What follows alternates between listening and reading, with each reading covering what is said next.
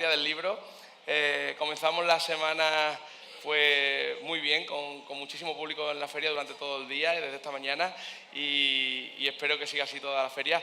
Me acompaña a mi derecha la persona que os voy a presentar ahora y de la que venimos a hablar de su libro, Fernando Navarro. Fernando Navarro, que os voy a dar unas pinceladas muy breves porque yo lo que quiero es que sea él el que hable y el que nos cuente, pero deciros que bueno, él es periodista cultural, especializado en crítica musical y además es escritor de varios libros publicados entre novelas y ensayos. Nació en Madrid, es licenciado en periodismo y en historia y desde joven pues le interesa el periodismo, inició su carrera periodística para la agencia EFE y ha trabajado en diversos medios, como por ejemplo en ABC, en Telemadrid, en Telemadrid Radio, perdón, en Ruta 66 o en El País, donde trabaja actualmente y redactor desde el año 2007. Fernando Navarro dice en su web que escribir música siempre ha sido una fantástica manera de escribir de la vida y porque en las canciones siempre están aconteciendo pues, sentimientos, emociones, situaciones ligadas a la existencia humana. Además de periodista cultural especializado en crítica musical, es autor de varios libros publicados, como decía antes, entre novelas y ensayos y compagina su carrera periodística y literaria bajo un lema, Play It Fucking Loud. Me encantó cuando lo leí. Desde el primer día de su publicación, Algo que sirva como luz, se ha convertido en un fenómeno literario en España. En solo 3 meses vendió más de 30.000 copias, más de 50.000, si no recuerdo mal, antes de que finalizase el año 2024. Ya no sabemos ni por cuántas copias irá, porque después en Navidades también siguen aumentando las ventas. Y bueno, simplemente decir que describe en sus redes sociales Algo que sirva como luz, como la historia de un trama y también un relato de una fábula. Por último, quiero comentaros una cosita que no tenía preparada, pero que antes he compartido en las redes sociales porque Camino de Badajoz ha subido un post en Instagram en el que decía que los detalles importan y en el camino, si quieres ahora también nos lo cuentas, pero en el camino de Madrid aquí a Badajoz, bueno, pues el conductor que le hemos mandado para que le recoja, creo que se ha portado un poquito bien contigo, ¿no? Sí, la verdad que sí. Bueno, gracias a todos por estar Fernando, aquí. Bienvenido y un aplauso Gracias. para él. Bueno, gracias, joder. Muchas gracias. Gracias. Bueno, que lo primero, gracias a todos por estar aquí. Badajoz es una ciudad que he tardado en venir más de 40 años porque la vida es así, pero cuando vine hace un año o así ya fue precioso el recibimiento y es una gran desconocida para los madrileños y supongo que para mucha gente, pero es una gran ciudad. Y bueno, pasan detalles como el de hoy, que me ha traído un conductor de, un taxi privado, no sabría cómo llamarlo, me habéis puesto un coche para venir, porque ya todos sabemos que el tren aquí es una jodienda, lo sabemos, así que... Y el hombre muy educadísimo, caramelos en el coche, botella de agua todo el rato pendiente de ti, don Fernando, y hombre, lo de don, todavía vamos a esperar a que salgan más canas, y de repente estaba sonando música, Bruce Springsteen, Bob Dylan, y digo, joder, demasiada casualidad que tal, y he pensado, bueno, este hombre tiene un gusto musical muy bueno para lo que a mí me gusta, ¿no? Que a mí me gusta mucho, y le he dicho que buena música, me ha dicho... Bueno, es que sé con quién hago el servicio y me he informado y ha tenido el detalle de poner la música que a mí me gustaba, entonces me ha parecido que tenéis que contratar a Justo para llevar a todo el mundo a todos lados. Realmente, al final ese es el nivel de detalle al que queremos llegar en esta Feria del Libro y sabemos muchas veces, quizás porque nos toca competir con Madrid o con determinadas ciudades que están mejor comunicadas o que tienen mucha más población, tenemos que darle la vuelta a las cosas, tenemos que ser imaginativos y también tenemos que ser detallistas y es una manera también, pues tener esos detalles con vosotros y que vengáis a gusto.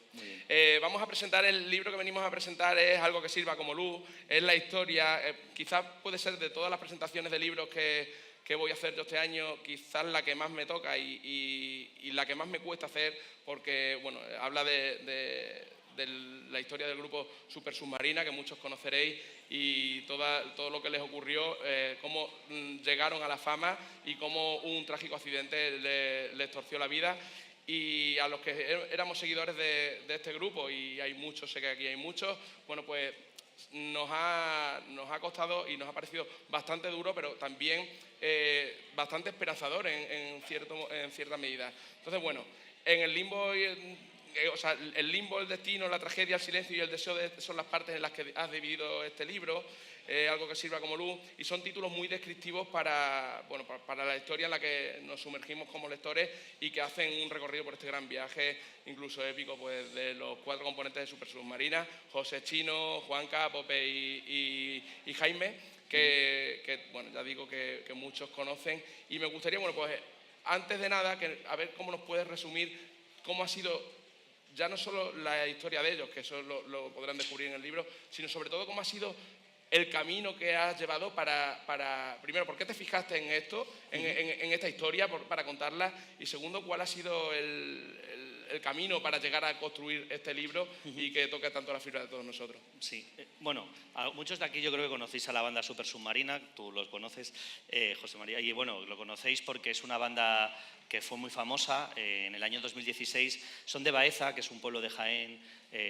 muy bonito, patrimonio de la humanidad, como Úbeda. Los 2 pueblos están protegidos por la UNESCO, pueblos que conviene visitar si no los habéis hecho. En Úbeda nació Sabina también y Antonio Muñoz Molina. El caso es que esa banda consiguió en 8 años algo muy difícil, que ya de por sí cualquier banda o cualquier artista es muy difícil conseguirlo, que es llegar a lo más alto de la música española sin abandonar su pueblo, ¿no? Nunca abandonaron su pueblo.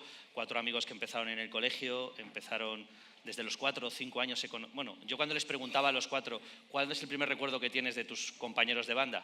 No lo recordaban, estaban ahí como si os pregunto aquí cuándo es el primer recuerdo que conocéis, yo qué sé, el Puente Viejo, pues está ahí desde siempre, ¿no?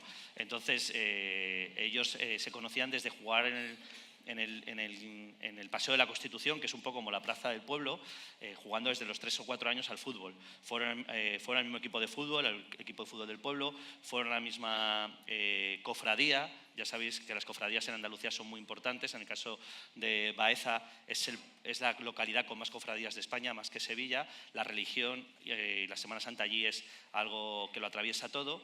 Fueron a la misma cofradía, aprendieron a tocar instrumentos, cada uno de ellos en la cofradía, para las bandas municipales cofrades. Luego estuvieron en las mismas pandillas, haciendo sus primeros botellones en el pueblo, y acabaron haciendo una banda, y en unos años con esa banda girando por todo Jaén, termina fichándoles Sony en un fichaje absolutamente histórico, que después se pondría en práctica con gente que creo que ya conocemos bastantes, como Tangana o Rosalía, en el que Sony, por primera vez en la historia, hace un fichaje como el que hizo con Super Submarina. Es un fichaje que decide hacer un fichaje de una banda desconocida, con mucha proyección y dándole libertad absoluta para crear. Es una cosa absolutamente histórica en la música española, porque normalmente las grandes discográficas fichaban de otra manera. Primero, no fichaban a bandas desconocidas que les diesen libertad, sino que les imponían crear ellos el producto. Por ejemplo, Operación Triunfo, que crean las discográficas esos productos y los controlan mucho más. Entonces, todo eso hace que Super Submarina sea una fábula increíble de 4 amigos. Entonces, cuando yo me acerco a esta historia es porque ellos luego tienen un accidente en 2016 que casi acaba con sus vidas, y como periodista para mí era muy importante entender que después de 5 años de silencio no se sabía nada de qué había pasado con ese accidente. Solo se sabía que los 4 chavales habían tenido un accidente, que un par de ellos tenían una recuperación más grave que los demás, pero había muy poca información. Entonces yo me acerqué a la historia porque yo ya les conocía, les había entrevistado para el diario El País, donde yo trabajo, y me interesaba por su historia. E interesándome por su historia, a través del manager, yo sabía que habían desaparecido las redes sociales, una banda con tanto éxito, una banda que tenía una historia tan potente, que después del accidente no se supiese nada de ellos. Me resultaba un poco extraño, enigmático. Entonces yo me ponía en contacto con el manager todos los años, un par de veces, 3, 4, y le llamaba para preguntarle qué tal estaba la banda, y egoístamente, periodísticamente, sí que me interesaba saberlo también por si había una historia que contar. Entonces, en el 5º aniversario del accidente, esto fue en 2016, pues para finales de 2020, esas navidades en las que estábamos saliendo del confinamiento, pero luego nos volvieron a confinar, porque esas navidades fue la que nos pegó otra vez la leche del confinamiento, porque hubo una nueva, otra nueva del Omicron y de lo que fuera de la pandemia. Me llamó el manager para decirme que sí que querían hablar, y básicamente que querían hablar con el 5º aniversario, pero que no sabía muy bien lo que iban a decir porque estaban tan enigmáticos y tan encerrados que no sabían lo que iban a decir. Y cuando yo bajé a Baeza para hablar con ellos para un reportaje para El País Semanal, me encontré a 4 chavales, a 4 chicos en un proceso de trauma todavía. porque entre ellos habían perdido la capacidad de comunicarse. Yo les había entrevistado años atrás y veía lo que es una banda, ¿no? Con una energía especial, jóvenes, triunfadores, con mucha hambre de vida, de éxito, y de repente me encontré 4 personas, que es verdad que estábamos, esto era la Semana Santa de 2021, 4 personas.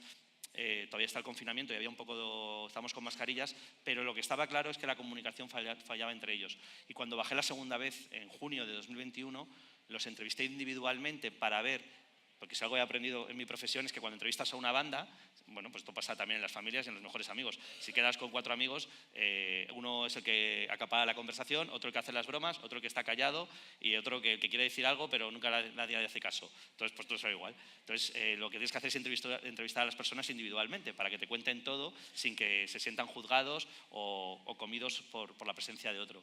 Y les entrevisté individualmente y los relatos de cada uno de los 4 me parecieron absolutamente abrumadores por sufrimiento, por trauma, ¿no? Y me encontré 4 traumas de 4 chicos que tenían 4 vidas que habían desaparecido, la de músicos de éxito absoluto, lo que contaba, ¿no? De haber llegado a lo más alto de la música española con sus propios medios, de una manera absolutamente que parecía un cuento de hadas de la música pop en España, que poca gente puede decir eso, y vi que no sabían cómo adaptarse a sus nuevas vidas, pero que también tenían muchas cosas que no habían contado a nadie, y sobre todo a sus fans y a la gente que les estaba esperando. Y entonces es cuando les propuse, por vez de hacer un reportaje, hacer un libro. Y entendieron que sí. Además, este libro no es un libro al uso de lo que ha sido el recorrido de Super Submarina, ni ese trágico accidente, ni su vida después, sino que lo vas intercalando todo, de manera que pasajes de cómo llegaron a ese estrellato y cómo también están viviendo esta parte un poco más dura, digamos, de toda su vida, pero realmente en ese accidente salvaron la vida. ¿Qué tal se sienten ellos después? Porque claro, ha tenido que ser un trauma psicológico bastante importante y cómo están llevándolo ellos y cómo han hecho para ir recuperando y cómo han retomado sus vidas. Bueno, es que el golpe fue un golpetazo, ¿no? Fue un golpe que había muchas más probabilidades en ese tipo de golpes de que alguien hubiese muerto que de quedarse, que pasó lo que pasó, que nadie se murió, pero se quedaron con secuelas. Fijaos cómo es a veces el destino, ¿no? Cómo es la vida de cómo da las vueltas, pero en el golpe en el que se estrellaron los 2 coches, la furgoneta de reparto de pan, que era enorme, con el coche de ellos iban 5, el pipa, que se dice, el road manager, y los 4 de la banda, y los peor parados fueron los 4 de la banda. Los otros 2, que son, por así decirlo, los desconocidos de toda esta historia, salieron por su propio pie, con daños, con vértebras rotas y todo, pero los 4 de la banda fueron peor, y justamente el cantante y líder de la banda, que es José, que es el gran compositor y un poco el que tiraba de todo el grupo desde niño, el que peor parado estaba.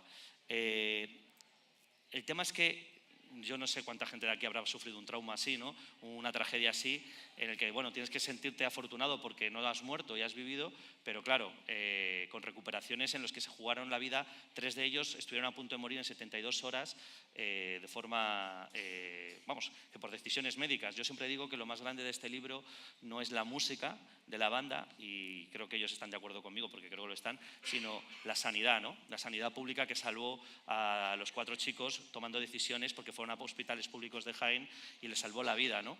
En este caso, José se quedó con un daño cerebral durísimo. José tuvo que volver a aprender y andar, a volver a aprender a coger una cuchara, estuvo en coma 3 semanas. Juanca estuvo también en coma varias semanas, estuvo a punto de morir por una infección en el bazo.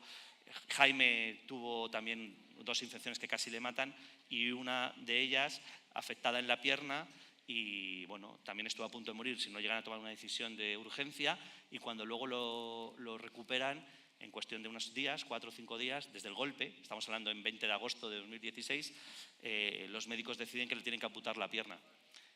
Claro, sus padres se quedan como, no, a mi hijo no le amputéis la pierna. Además era muy deportista, Jaime era el más deportista de los 4, para que veáis cómo todo, a veces, ¿no? Y un médico, que se supone que ni siquiera era un médico de líder de esta situación, decidió tomar una decisión importantísima, que es hacer unos tipos de recuperación experimentales en el que tenía que operarle cada 2 días, limpiar la operación con gasas, y era una locura de operación. Jaime pasó 40 veces por quirófano para salvarle la pierna. Jaime ahora tiene pierna, pero lo que pasa es que entró luego en una depresión absoluta porque se vio inválido se vio encerrado en una habitación de su casa durante meses, vio que no iba a volver a hacer deporte en su vida, cosa que eso es así, y era su gran pasión junto con la música, y empezó a odiar la música, entró en una depresión que casi acaba con él. Entonces, lo que yo me encontré fueron 4 traumas que hacían una cosa que se habla poco, que son los traumas colectivos. Y era un trauma colectivo de 4 amigos que antes tenían una energía especial. Yo no he formado parte nunca de una banda, pero cuando ves a los grandes artistas que te hablan de lo que es una banda, es un código único, ¿no? Una banda son como una familia que eliges, pero mejor que una familia, porque las familias a veces son un poco asfixiantes, ¿no? Hay familias maravillosas y hay familias que no. Pero tus amigos, y en el fondo tú los eliges bien y quieres tenerlos, con los que tú te reúnes y quieres tomar las cervezas, es algo absolutamente libre en el que tú construyes eso. Eso es una banda, y encima es una banda, y esto es muy importante, una banda es algo absolutamente fascinante porque da mucho a mucha gente y recibe mucho. Porque una banda hace muy feliz a todo el mundo. A ti te gusta Super Submarina. A mí Dylan, Bruce Springsteen y mucha gente me hace muy feliz. Y yo, si pudiese decirle a Dylan y a Bruce Springsteen lo feliz que me han hecho, se lo diría. Bueno, a Bruce Springsteen ya se lo he dicho. Pero es así. Ya se lo dije, que tuve la oportunidad de entrevistar hace muchos años en Londres. Pero es así, pero también lo reciben ellos. Entonces, esa energía es algo absolutamente... es algo que no se consigue trabajando día a día en tu trabajo. Se consigue otras cosas, pero no eso. Y perderlo es muy fuerte. Entonces, ese trauma colectivo era el trauma de que se había perdido toda esa energía. Y fue bastante duro para ellos.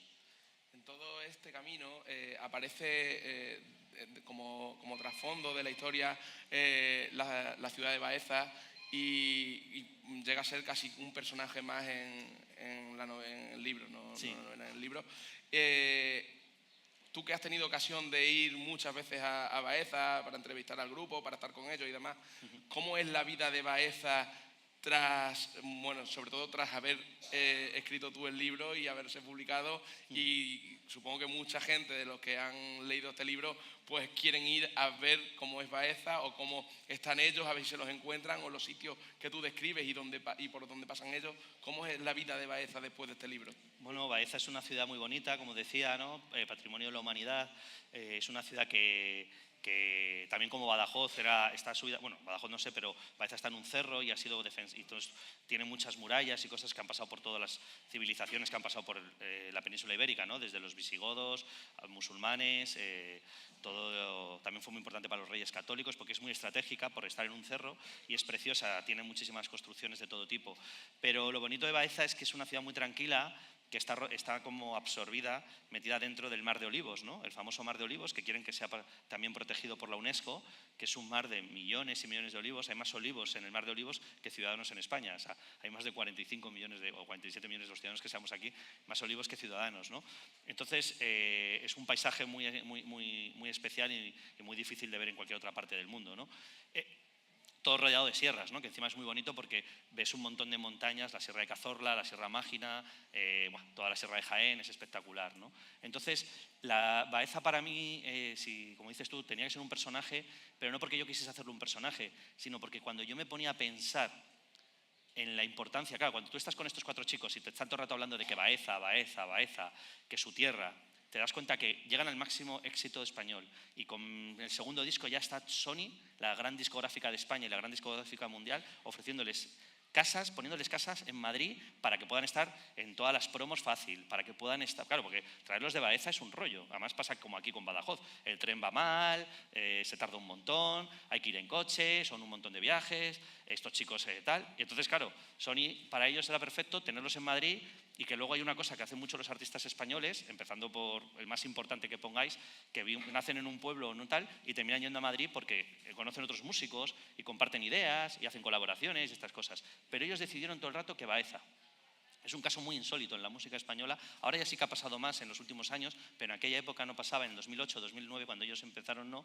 Y había que explicar mucho que Baeza era muy importante para ellos porque era su identidad. La identidad de Super Submarina tenía que ver con Baeza.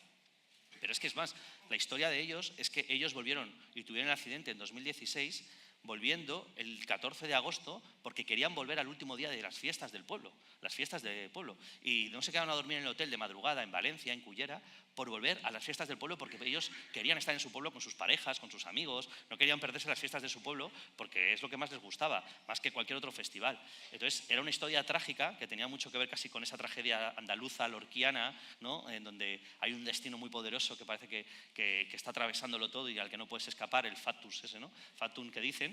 Y entonces para mí Baeza explicarlo era explicar a Supersubmarina y explicarles a ellos. Entonces bueno, yo bajé durante 3 años, 3 o 4 veces, me bajaba varios días, 5, 2, 3, bajaba y me empapaba de Baeza y intentaba transmitirlo en el libro. Y ahora la gente hace el tour del libro, ¿no? Va a los sitios del libro. Y el otro día los de Supersubmarina me decían, Juanca, ¿no? Que es así el que lleva las cuentas de la banda, cada uno hacía una cosa cuando tenía la banda, existía la banda, uno hacía los diseños, el otro hacía no sé qué, el otro Juanca, que es un poco así el que toca los dineros, ¿no? Que se dice, tenemos que monetizar este tour, el tour Supersubmarina por Baeza, porque este free tour hay que sacarle algo de dinero, tal, porque la gente va a buscar los sitios que aparecen en el libro de aquí empezaron, aquí en este bar dieron su primer concierto, aquí es donde José pide los deseos en la columna, que es en la catedral, y aquí este es el paseo donde paseaban, bueno, pues esas cosas. Qué bien. Bueno, aquí en Badajoz tuvimos en su momento ocasión de verlos varias veces y también en Extremadura.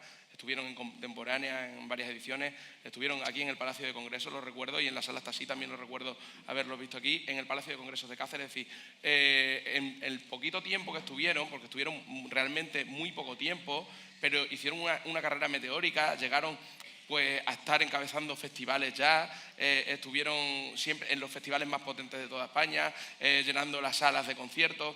¿Qué hace que una banda así, efectivamente, como decía, de 4 chavales que han sido amigos de toda la vida, muy humildes, que no vienen de un ambiente de bandas de rock ni nada más, sino de un pueblo perdido en mitad de la sierra? Sí. ¿Qué hace que hayan tenido esa carrera tan prometedora en tan poco tiempo?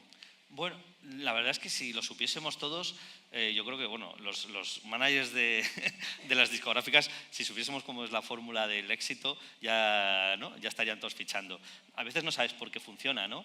El caso es que la gente que estaba involucrada en esta historia, empezando por ejemplo por Ernesto Muñoz, el manager, que dejó todo, ¿no? Dejó girar con Fito y Fitipaldis y con Pereza, y decidió dejar Sony por meterse a representar a esta banda, y como él, mucha gente que apareció por el camino, ves algo especial.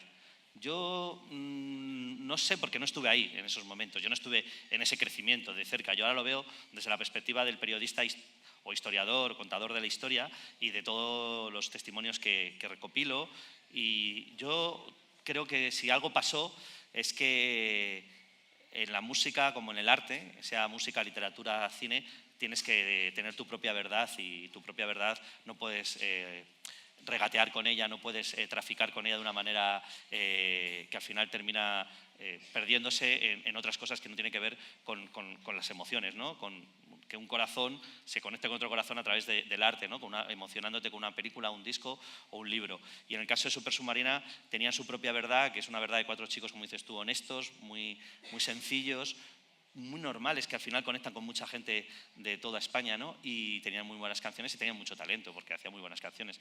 ¿Cómo llegaron tan rápido, tan arriba? Más rápido que muchísimos más, porque claro, Supersubmarina en 2016 llenó el Wizzing Center, que es ahora Movistar Arena, que es como el lugar más simbólico de la música española, porque es muy grande, está en Madrid, la capital, no sé qué, y ahora lo llena mucha gente, pero antiguamente en España no lo llenaba casi nadie. Y, por ejemplo, gente como Coquemaya, Iván Ferreiro, que son grandísimos artistas, no lo llenan todavía, y ellos lo llenaron en 7 años y medio de carrera.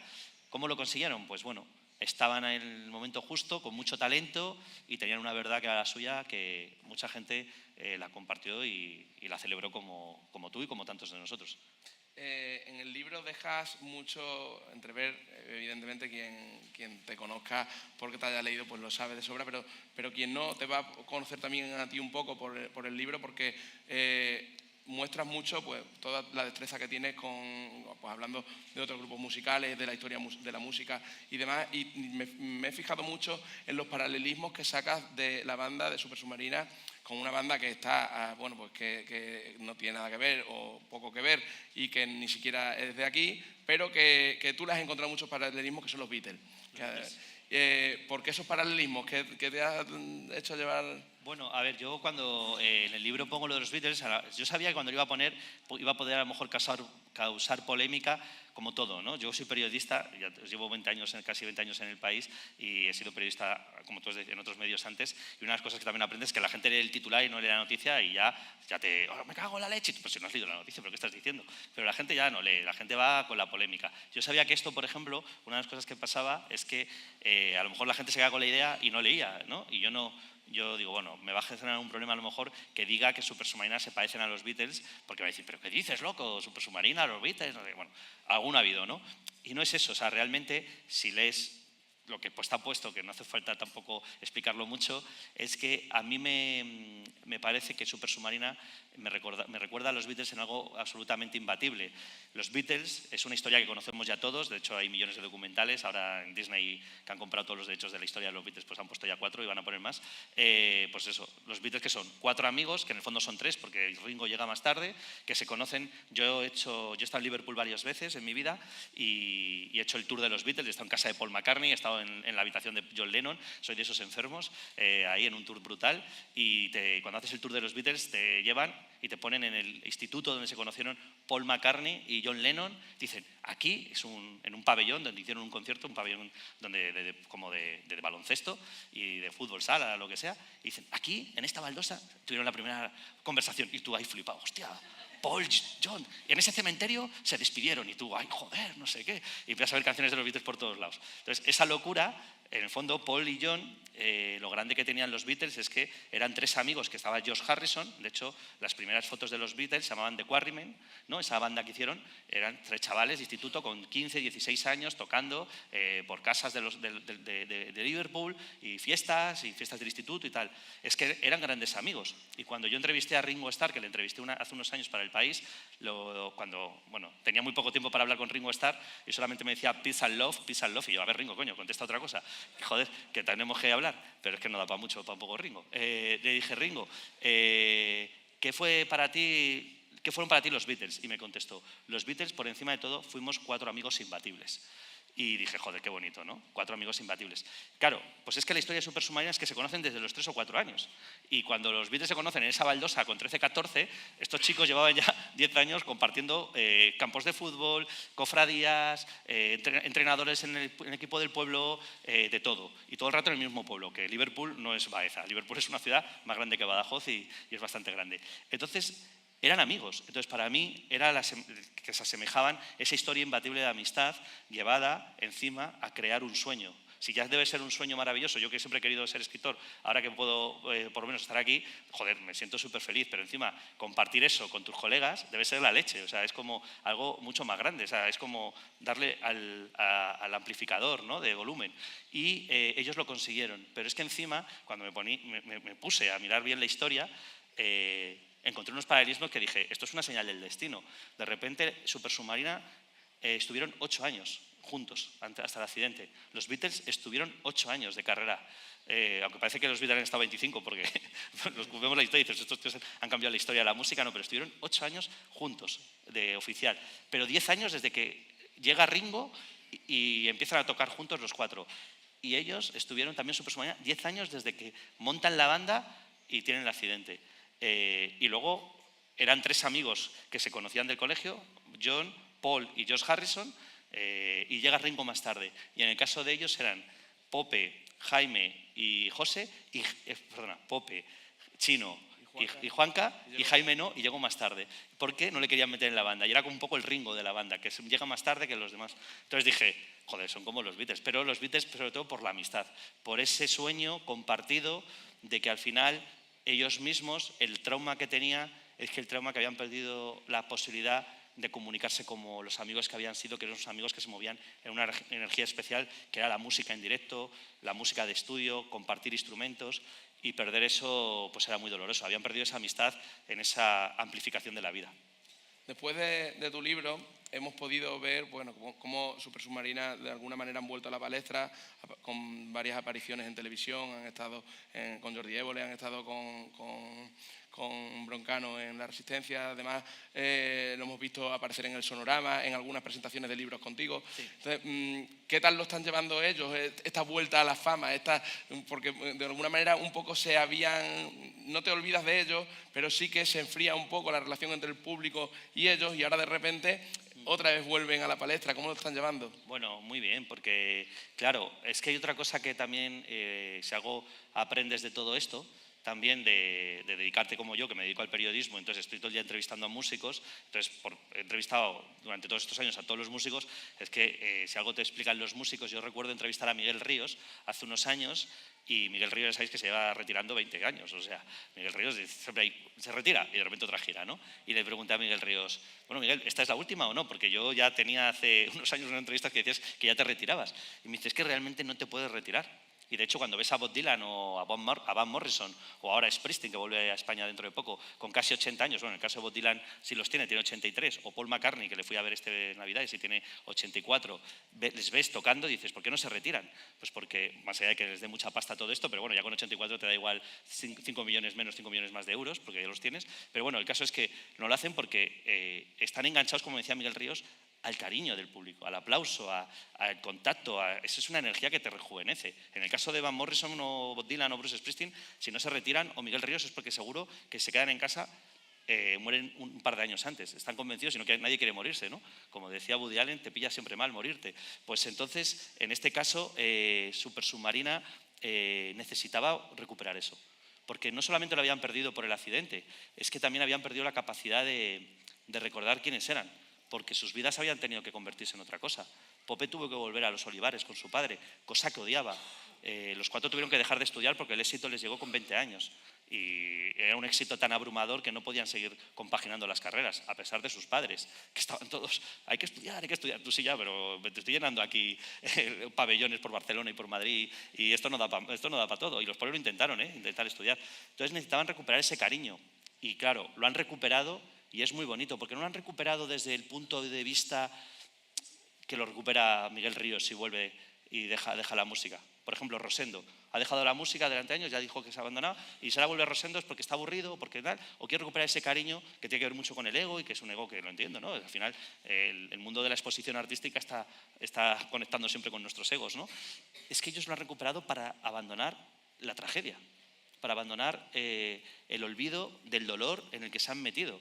Un chico que casi se suicida, un chico que todavía tiene un daño cerebral que no se ha recuperado y que ha tenido que volver a aprender a andar y a hablar, un chico que se siente culpable por conducir ese coche. O sea, ese dolor, ese trauma lo han superado, primero porque han luchado contra ello, y segundo porque se ha vuelto, y de ahí el título del libro, Algo que sirva como luz, a través de un cariño abismal que conecta con el espíritu humano, que conecta con el alma de las personas, que conecta con algo que no se puede traficar, que es una verdad, que es la verdad de las personas que lo han pasado verdaderamente mal y están ofreciendo su relato humano, y ese relato es acojonante. Entonces, no es que lo vivan con cariño, es que lo viven como si estuviesen resucitado, pero con una lectura muy bonita, que es una lectura que yo creo que todos deberíamos sentirnos también agradecidos de que haya sucedido, y para mí es muy bonito formar parte de esto y me siento muy afortunado de estar ahí.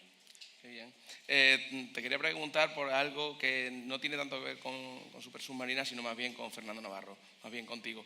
Hoy hablábamos y te comentaba que en la Feria de San Juan, ahora el día 21 de junio, tenemos a Leiva aquí, que me decías que tenías muy buena relación con él. ¿Qué tal es tu relación como periodista, que muchas veces trasciende lo profesional y llega incluso a lo personal, con todas estas personas que, como decía, son gente muy conocida, en algunos casos son megaestrellas, que tienen unos públicos brutales que les sigue a todos lados y que tienen unas vidas, que a lo mejor no es tanto como la vemos nosotros, pero sí que tienen unas vidas muy diferentes a las nuestras? Claro, bueno, no tienen que madrugar muchos y hacen lo que... Sí, o sea, son vidas muy distintas. El otro día entrevisté a Coquemaya y me decía Coquemaya, bueno, en un vídeo podcast que hemos puesto en marcha en El País Semanal, que lo hago yo, y el primero fue Coquemaya, y Coquemaya decía que, claro, que él empezó con 16 años a tener mucho éxito con los Ronaldos y que nunca tiene una vida regida por horarios. Y cuando tuvo que empezar a llevar a su hija al cole, porque, bueno, en la guardería todavía no, tal, pero cuando empezó a llevar al cole, fue una movida porque no eran los horarios de su hija. Él se tenía que tener horarios por su hija. Y era la primera vez en 25 años o 20 años que tenía horarios y que le dio una depresión de repente de ¿qué coño está pasando con mi vida? Claro, porque estaban acostumbrados a otra cosa. Y esto son vidas muy distintas, pero también son vidas de personas humanas que dudan, que tienen ansiedad, que sufren, que están muy expuestas. Yo siempre digo, cuando la gente critica mucho a los músicos y critica mucho... O sea, una cosa es que puedas decir que no te gusta su obra o que no te gusta su libro, o su disco, o su tal, o que su concierto. Y es todo respetable y yo, por ejemplo, como ahora escritor, entendería perfectamente que a nadie le guste lo que escribo y lo comparto. Pero criticarlo desde ese desdén de acabar con eso es muy valiente, no es que sea valiente como un bombero, pero la gente está ahí expuesta. Y es muy poderoso y muy fuerte ver a gente como en un escenario comparte eso, ¿no? Y eso tiene para mí mucho respeto y el arte tiene mucho respeto por eso, ¿no? Y esa gente tiene también otro tipo de sufrimiento que tiene que ver con lo que gestionan, ¿no? Que gestionan su materia prima, como dicen ellos, su materia prima son las emociones en ese sentido. Y lo que te encuentras son gente que, bueno, yo eso digo a los estudiantes yo doy clase ahí en Madrid, a alumnos, y siempre me preguntan un poco esto cuando tú me preguntas, me dicen, ¿cómo son los músicos? ¿Cómo es Rosalía? ¿Cómo es Tangana? ¿Cómo es Bruce Springsteen? Bueno, Bruce Springsteen no lo sé, tampoco le he compartido con él tanto, pero sí. Al final sí que le tienes enfrente y ves cómo gesticula cuando le preguntas y te digo, son personas que muchas veces están con más dudas que tú delante, porque les estás tú preguntando, ellos no te están preguntando a ti. Si tú ahora me estás preguntando, entonces hay muchos que están muy seguros, te llega un loquillo de la vida y te suelta titulares todo el rato y pum, y yo soy el mejor, tal, no sé, y dices, vale, ya está, el loco lo tiene clarísimo, pero y lo que sí te das cuenta, que también lo hace como un mecanismo seguramente de autodefensa, es que son personas y si intentas conectar con una persona y no intentas conectar con una deidad, que también hay algunos que se lo creen, es mucho más fácil entender que esto va de emociones humanas y o sea, que es mucho más bonito que pensar simplemente que hay algo jerárquico entre que uno te mira desde arriba y tú lo ves desde abajo, que por otro lado no lo comparto para nada porque al final es tan loable, tan admirable. El conductor que me ha traído hoy en el coche ha tenido todos los detalles de ponerme todo perfecto. Ese tío es un artista tanto como lo pueda ser Rosalía. Me queda una pregunta que tengo en la recámara, pero no te la voy a hacer porque voy a darle la palabra al público, que Perfecto. Te pregunten ellos, y lo mismo son ellos los que te la preguntan a ti. Entonces, vale. Bueno, a ver si alguien tiene alguna pregunta, que levante la mano allí al fondo. Allí.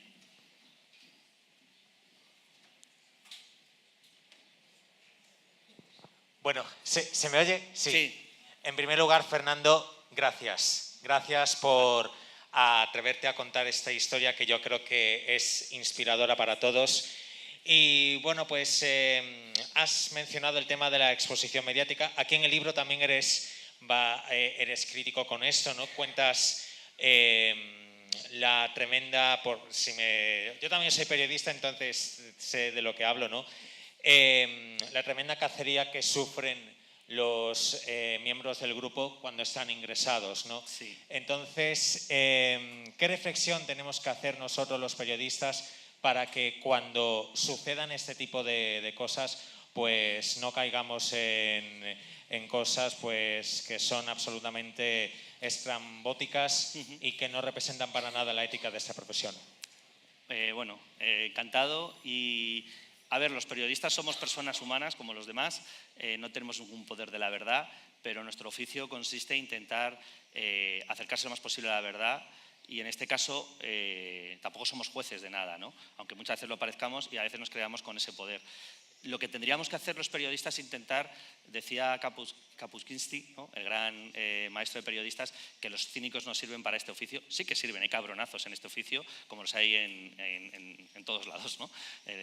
No estamos exentos nadie de tener un cabronazo al lado, incluso de comportarnos como cabronazos nosotros mismos a veces.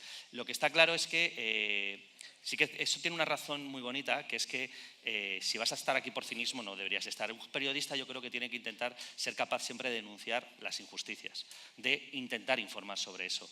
Y siempre hay que estar en el lado del débil, nunca en el lado del poderoso. El abusón, los abusones, y no quiero tampoco ponerme aquí ahora muy filosófico, son los que terminan ejerciendo el poder contra eso. Entonces, ante una situación así, yo creo que lo que no deberíamos hacer nunca es callarnos ante las injusticias, ni ante una cosa que decía Umberto Eco, que en paz descanse, un gran pensador, un filósofo para mí italiano. Umberto Eco decía: el problema no es que haya imbéciles en el mundo, el problema es que a los imbéciles les da por pensar. Y es verdad. Entonces, es como ahora con las redes sociales, y esto es un caso muy claro el de Supersubmarina, el problema no es que haya imbéciles, el problema es que los imbéciles ahora tienen un altavoz, encima que se convierten en altavoces anónimos, porque a mí un imbécil aquí, si ahora mismo salgo aquí me encuentro con un imbécil, o ya está, de cara a cara, pues lo prefiero, porque por lo menos nos ponemos nombre los dos y pues llegamos hasta donde tengamos que llegar con la conversación. Pero los anónimos, entonces el problema es que hay un altavoz muy fuerte, repleto de imbéciles, que normalmente tiene que ver mucho también con un poco de maldad, de cretinismo. Entonces todo este conjunto de cosas, si queremos ser, no sé si periodistas o... Yo no tengo falta ser periodistas, puede ser cualquier persona, ciudadano normal. Si el panadero tiene una red social y lo ve, también debería denunciarlo. Sobre todo es dejar que ese altavoz no se convierta en un altavoz, como decía Juan José Millás, que le he visto una entrevista el otro día, los imbéciles han ganado la batalla, pues no hay que dejar que ganen la batalla. Entonces, esto que es lo que tú has dicho, lo que hicieron, ¿no?, con los 4 chavales ingresados a punto de morir, lo que sucedió, ¿no?, deseándole la muerte, lo que hicieron Supersubmarina. No fue Supersubmarina, fue su abogado. Claro, los chicos, imaginaos, estaban metidos en el hospital, sus familias tal. El abogado, que llevaba todo, que encima era amigo de ellos, lo guardó, y cuando ya estaban todos en casa, recuperados más o menos porque la recuperación sigue todavía, dijo: oye, esto ha pasado. Y dijeron: vamos a denunciar. Denunciaron, como hay que denunciar todos los abusos de poder, de todo en esta vida, no hay que quedarse callado a que te abusen. Lo denunciaron y ganaron el juicio. Y los 6.000 euros que tuvo que pagar ese cretino, de que fue uno especialmente, lo donaron a una asociación en favor de la lucha contra el cáncer. Eso es tan grande que pues eso es lo que hay que hacer, denunciar, sea con tu altavoz periodístico, con tu propia red social o donde sea, ¿no? Es así. ¿Más preguntas? ¿Por aquí?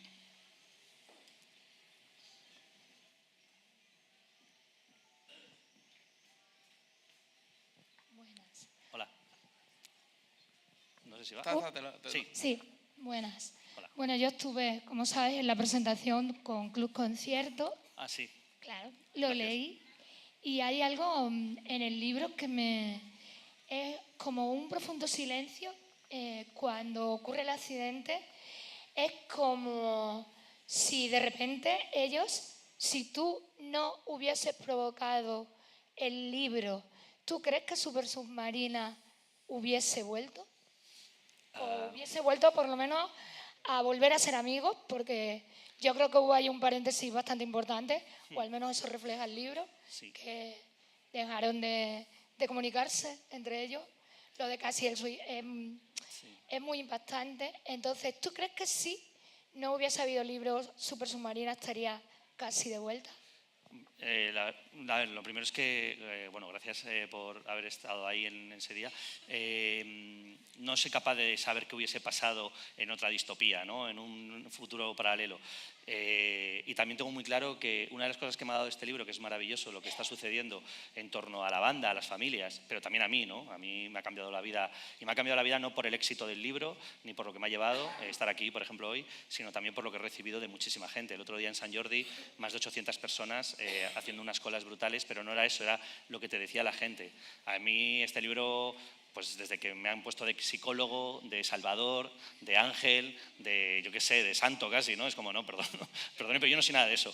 Yo soy periodista y en este caso escritor. Y lo único que me obsesionaba de esta historia era hacer un gran libro en el que no hubiese ratas, eso es importante, y en el que toda la historia estuviese contada a la altura del relato de ellos y de la generosidad de ellos 4 por salir y contar eso. Porque, como decía, es ya difícil salir a un escenario y contar y compartir emociones, pero más difícil salir a contar estos traumas en el que una madre, por ejemplo, y no hablo solamente de los 4, hablo de la madre, por ejemplo, de Jaime, en el que termina diciendo que no le importa si su hijo se tiene que morir con tal de que deje de sufrir, porque no puede más. Eso es durísimo. Yo como padre, y yo tuve una madre que murió de cáncer y es muy duro cuando pierdes la esperanza. Perder la esperanza es lo peor que hay en la vida. Entonces, para mí estar a la altura de eso era fundamental. Yo, si no hubiese habido el libro, no lo sé, es que no lo sé, la verdad. ¿Qué hubiese pasado? Yo sé lo que ha pasado porque yo lo viví. Yo empujé esta historia por encima de todo, pues egoístamente, porque creía que era una historia periodística y un relato humano espectacular. O sea, yo no iba ahí como, venga, vengo aquí a salvaros la vida a todos, venga, a recuperar esta amistad. Yo no si pensase eso, me hundiría en los lagos creyéndome un gilipollas. O sea, yo iba a hacer una historia periodística y a medida que nos metimos, intuía que mi trabajo era tirar y tirar para llegar a la historia más, a la verdad, a eso que decía a este chico, ¿no? A la profundidad de una verdad, ¿no? Que fuera la verdad de los 4. Y ese era mi único objetivo. Y sí es verdad que a título personal, yo tuve una madre que enfermó de cáncer, con la que me crié, una madre soltera, me dio todo y perderla fue muy duro. Y yo a veces no se lo decía a ellos, porque tampoco me iba a poner yo en plan rollo Pablo Coelho, ¿no? Dando mensajes wonderful, pero sí les decía, sí que lo quería transmitir de otras palabras, que esto era una historia que no era una historia que se acababa. Esto era una historia como la enfermedad de mi madre que se había muerto y que cuando te sujetas a la esperanza, te sujetas de una manera que crees que te haces un yonki de la esperanza, y en un cáncer, a veces, no siempre, por suerte hay muchos cánceres que salen bien y cada vez saldrán más con las investigaciones, por eso hay que invertir en investigación y no en toros. En ese sentido, perdón, a lo mejor hay alguien que le gustan los toros. Bueno, el caso es que en ese sentido sí que veía que aquí había una historia que podía contarse y que podía ir hacia adelante. Y para mí esa la mayor obsesión de esta historia, y tal vez lo único que puedo decir es que me obsesioné con esta historia hasta el punto que acabé el libro en los últimos meses considerándome el hermano mayor de los 4, el manager, el psicólogo, el coach. O sea, ya no sabía lo que hacía. Y yo, coño, yo lo que soy es un tío que tiene que contar la historia. Y tuve que apartarme un poco de ellos porque estaba tan metido que era muy duro. Yo llegaba al hotel a veces y me derrumbaba, ¿no? Porque ves una hermana como la de José llorando, luego una madre, luego un padre, luego ellos, luego ves cómo ellos van recuperando la amistad porque se van soltando. Lo más importante de un trauma, bueno, yo hablo porque ya que he contado de mi madre, lo más importante de un dolor y de un duelo es que lo primero tienes que verbalizarlo. Cuando no lo verbalizas, yo conozco gente que ha podido estar 20 años sin verbalizar ese dolor y no lo ha superado. Entonces, verbalizarlo es muy importante, primero para ti mismo y segundo, compartirlo y darte cuenta que eso se empieza a relativizar. Entonces, ellos lo hicieron. Entonces, cuando yo cogí a Jaime, por ejemplo, diciendo con cierto rencor que odiaba a la banda, no que odiaba a la banda, pero que la banda había fallado y le había fallado a él y no sé qué, y termina saliendo en la presentación con Neymar Bretos el 4 de abril en el Teatro Pavón en Madrid ante 500 personas, que es una locura de presentación que tuvimos, vieron todos los medios de comunicación, las televisiones y todo, y dice, estamos aquí para celebrar la vida. Un tío que venía, la primera conversación que me dijo 3 años atrás es que se quería haber quitado la vida. Eso no hay más grande que todo eso. Entonces yo, pues no sé, me siento muy afortunado de estar ahí. No tenemos tiempo para más. Pido que le deis todos un fuerte aplauso a Fernando Navarro. Gracias. Gracias. Pido también que si no lo habéis leído lo leáis, porque realmente, te guste o no te guste la banda, es una historia personal que realmente te llega al corazón y que seguro que os va a gustar a todos el libro, independientemente de que os guste o no hayáis escuchado nunca a la banda. Y recordaros que va a estar firmando libros ahora en la carpa de firmas. Así es que muchas gracias, Fernando, por acompañarnos. Gracias. Y Gracias. hasta la próxima. Gracias.